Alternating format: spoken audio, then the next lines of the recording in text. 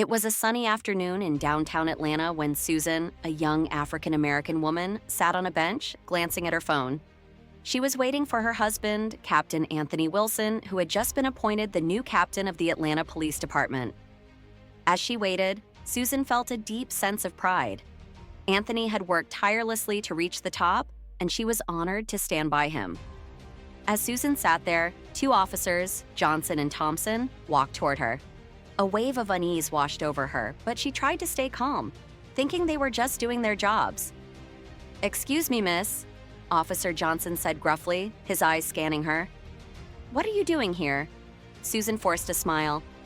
"I'm just waiting for my husband. He's running late." Officer Thompson raised an eyebrow. "What's your husband's name?"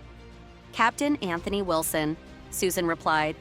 "He's the new captain of the police department." The officers exchanged a quick look, and Susan noticed a flicker of something. Was it uncertainty? But it was gone almost as quickly as it came, replaced by arrogance.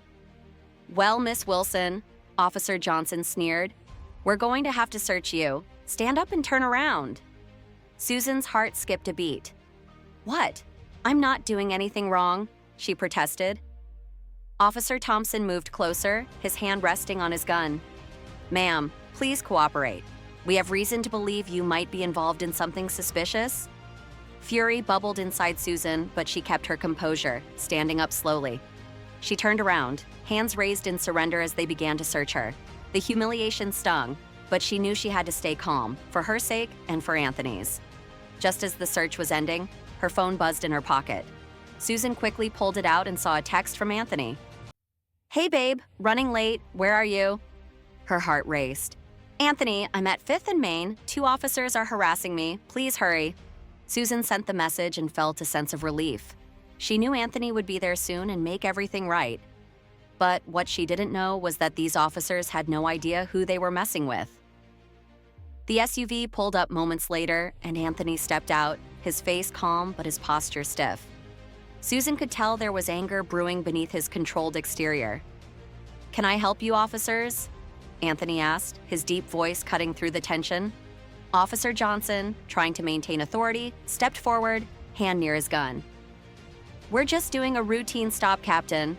This woman was acting suspicious." Anthony's eyes narrowed, first looking at Susan, then back at the officers. "What exactly was she doing that seemed suspicious?" he asked coolly.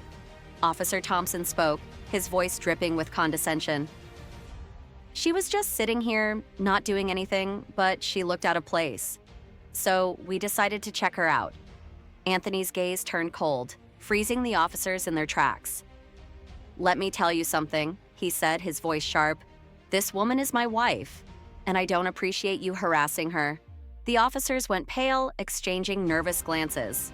I'm sorry, Captain, we didn't know," Officer Johnson stammered. "You didn't know because you didn't bother to find out," Anthony snapped. "You saw a black woman sitting on a bench, and you assumed she was up to no good. That's not policing. That's racial profiling." The officers looked like they'd been slapped, their faces drained of color, and they stood there, speechless. Before Anthony could say more, his phone rang. He answered it, and his face darkened with every word he heard. "What is it, Chief?" Anthony asked, his voice tense.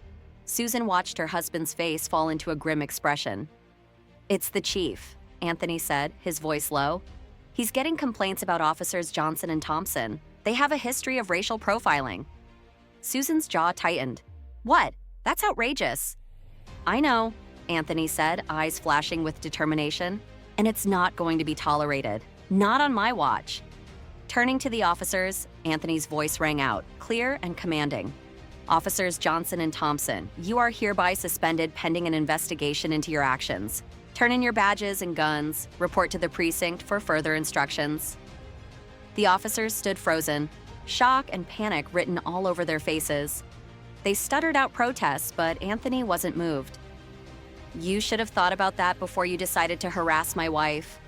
Reluctantly, the officers complied, handing over their badges and guns. Their faces burned with humiliation as they walked away. Anthony turned to Susan, his expression softening with concern. "Are you okay, babe?" Susan smiled, feeling a wave of gratitude and love. Yeah, I'm fine. Thanks to you. Anthony pulled her into a warm hug. Anytime, babe. That's what husbands are for.